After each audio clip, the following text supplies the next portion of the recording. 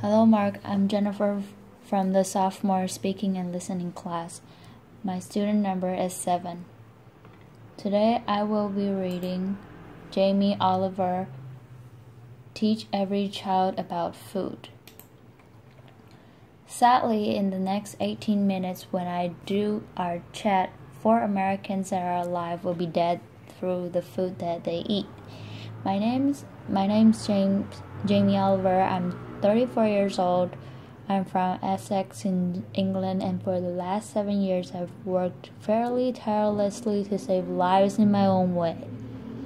I'm not a doctor, I'm a chef. I don't have expensive equipment or medicine. I use education.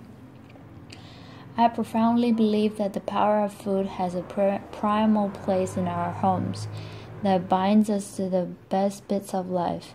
We have an awful reality right now. America, you are at the top of your game. This is one of the most unhealthy countries in the world. Can I please just see a raise of hands for how many of you have children in this room today? Put your hands up. You can continue to put your hands up, aunties and uncles as well.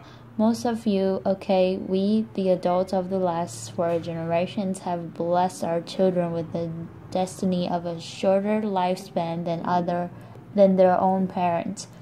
Your child will have a life 10 years younger than you because of the landscape of food that we've built around them.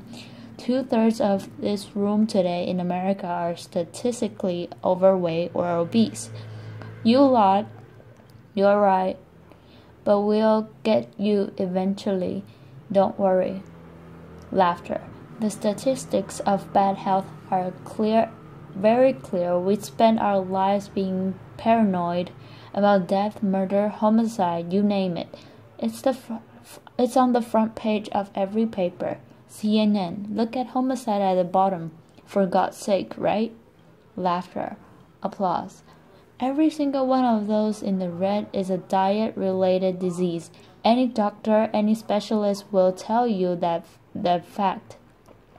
Diet-related disease is the best killer in the United States right now, here today. This is a global problem. It's a catastrophe. It's sweeping the world. England is right behind you as usual. Laughter. You know they were close, but not that close. We need a revolution. Mexico, Australia, Germany, India, China all have massive problems of obesity and bad health. Think about smoking. It costs way less than obesity right now. Obesity costs you Americans 10% of your health care bills, $150 billion a year in 10 years. It's set to double, 300 billion years a year. Let's be honest, guys, you haven't got that cash. Laughter. I came here to start a food revolution that I so profoundly believe in. We need it. The time is now. We are in a tipping point moment. I've been doing this for 7 years. I've been trying in America for 7 years. Now is the time when it's ripe for the picking. I went to the eye of the storm. I went to West Virginia, the most unhealthy state in America, or it was last year. We've got a new one this year, but we'll work on that next season. Laughter. Huntington, West Virginia, beautiful town. I wanted to put heart and soul in people. Your public around the statistics that we've become so used to. I want to introduce you to some of the people that I care about, your public, your children. I want to show a picture of my friend Brittany. She's 16 years old. She's got 6 years to live because of the food that she's eaten. She's the 3rd generation of Americans that hasn't grown up within a food environment where they've been taught to cook at home or in school, or her mom or her mom's mom. She has 6 years to live. She's eating her liver to death. Stacy, the Edwards family. This is a normal family, guys. Stacy does her best, but she's 3rd generation as well. She was never taught to cook at home or at school. The family's obese. Justin here, 12 years old. He's 350 pounds. He gets bullied for God's sake. The daughter there, Katie, she's 4 years old. She's obese before she even gets to primary school. Marissa, she's alright. She's one of your lot. But you know what? Her father, who was obese, died in her arms. And then the second most important man in her life, her uncle, died of obesity, and now her stepdad is obese. You see, the thing is, obesity and diet-related disease doesn't just hurt the people that have it. It's all of their friends, families, brothers, sisters. Pastor Steve, an inspirational man, one of my early allies in Huntington, West Virginia, he's at the sharp knife edge of this problem. He has to bury the people, okay? And he's fed up with it. He's fed up with burying his friends, his family, his community. Come winter, 3 times as many people die.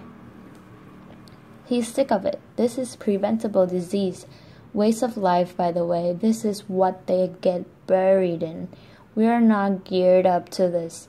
We can't even get them out the door, and I'm being serious. Can't even get them there. Forklift. Okay, I see it as a triangle, okay? This is our landscape of food. I need you to understand it. You've probably heard all this before over the last 30 years. What's happened that's ripped the heart out of this country. Let's be frank and honest. Well, modern day life. Let's start with the main street. Fast food has taken over the whole country. We know that the big brands are some of the most important powerful powers in this country. Size. Supermarkets as well, big companies. 30 years ago, most of the food was largely local and largely fresh. Now it's largely processed and full of all sorts of additives, extra ingredients, and you know the rest of the story. Portion size is obviously a massive problem. Labeling is a massive problem. The labeling in this country is a disgrace. The industry wants to self-police themselves. What in this kind of climate? They don't deserve it. How can you say something is low-fat when it's full of so much sugar? Home. The best problem with the home is that used to be the heart of passing on food culture, what made our society. That is not happening anymore. And you know, as we go to work and as life changes and as life always evolves, we kind of have to look at it holistically. Step back for a moment and readdress the balance. It hasn't happened for 30 years, okay? I want to show you a situation that is very normal right now, the Edwards family. Video. Jamie Oliver, let's have a talk. This stuff goes through you and your family's body every week, and I need you to know that this is going to kill your children early. How are you feeling? Stacy, just feeling really sad and depressed right now, but you know, I want my kids to succeed in life, and this isn't going to get them there, but I'm killing them. Jamie Oliver, yes, you are, but we can't stop that. Normal. Let's get on school, something that I'm fairly much a specialist in.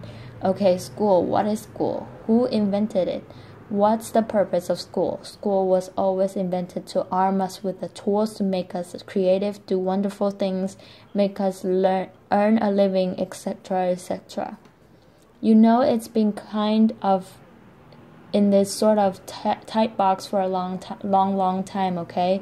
But we haven't really involved it to deal with the health catastrophes of America, okay? School food is something that most kids, 31 million a day, actually have twice a day more than often breakfast and lunch, 180 days of the year. So you could say that school food is quite important, really judging the circumstances. Laughter. Before I crack into my rant, which I'm sure you are waiting for, laughter. I need to say one thing, and it's so important, and hopefully the magic has happened and unfolds in the next 3 months.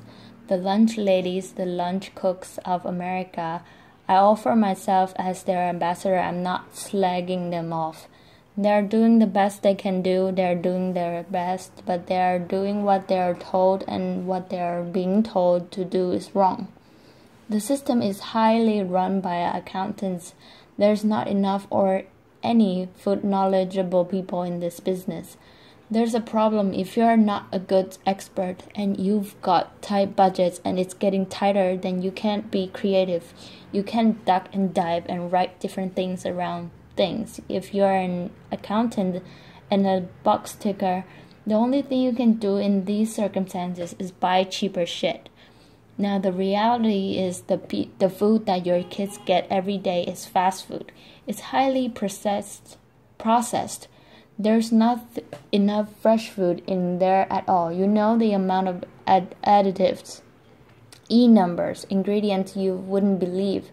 There's not enough veggies at all. French fries are considered a vegetable. Pizza for breakfast. They don't even get crockery. Knives and forks, no, they are too dangerous. They have scissors in the classroom with knives and forks. No, and the way I look at it is, if you don't have knives and forks in your school, you're purely endorsing from a state level fast food because it's handheld. And yes, by the way, it is fast food. It is sloppy joes. It's burgers. It's wieners. It's pizzas. It's all of that stuff. Size 10% of what we spend on healthcare is, as I said earlier, is on obesity, and it's going to double. We're not teaching our kids. There's no statutory right to teach kids about food, elementary or secondary school. Okay, we don't teach kids about food, right? And this is a little clip from an elementary school, which is very common in England. Video. Who knows what this is? Child. Potatoes? Jamie Oliver. Potatoes? No, so you think these are potatoes. Do you know what that is? Child. Broccoli? Jamie Oliver. What about this? Our good old friend. Child. Celery? Jamie Oliver. No, what do you think this is? Child. Onion? Jamie Oliver. Onion? No. Jamie Oliver. Immediately you get a really clear sense of, do the kids know anything about where food comes from? Who knows what that is? Child. Pierre. Jamie Oliver. What do you think this is? Child. I don't know. Jamie Oliver. If the kids don't know what stuff is, then they will never eat it. Laughter. Jamie Oliver. Normal. England and America, guess what fixed that? 2 1-hour sessions. We've got to start teaching our kids about food in schools. Period. Applause. I want to tell you about something that kind of epitomizes the trouble that we're in, guys. Okay, I want to talk about something so basic as milk. Every kid has a right to milk at school. Your kids will be having milk at school, breakfast and lunch, right? They'll be having 2 bottles, okay, and most kids do. But milk ain't good enough anymore. Don't get me wrong, I support milk, but someone at the milk board probably paid a lot of money for some geezer to work out that if you put loads of flavorings, colorings, and sugar in milk, more kids will drink it. Yeah. Obviously, now that's going to catch on. The Apple board is going to work out that if they make toffee apples, they'll eat more as well. Do you know what I mean? For me, there isn't any need to flavor the milk, okay? There's sugar in everything. I know the ins and outs of those ingredients. It's in everything. Even the milk hasn't escaped the kind of modern day problems.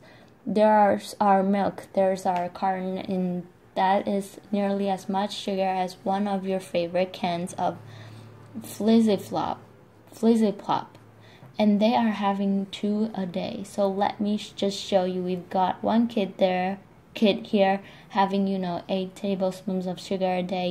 There's your week, there's your month, and I've taken the liberty of putting in just the 5 years of elementary school sugar just from milk. Now, I don't know about you guys, but judging the circumstances right, any judge in the whole world would look at the statistics and the evidence, and they would find any government of old guilt of child abuse. That's my belief. Applause. Applause ends. Now if I came up here, and I wish I could come up here today and hang a cure for AIDS or cancer, you'll be fighting and scrambling to get to me.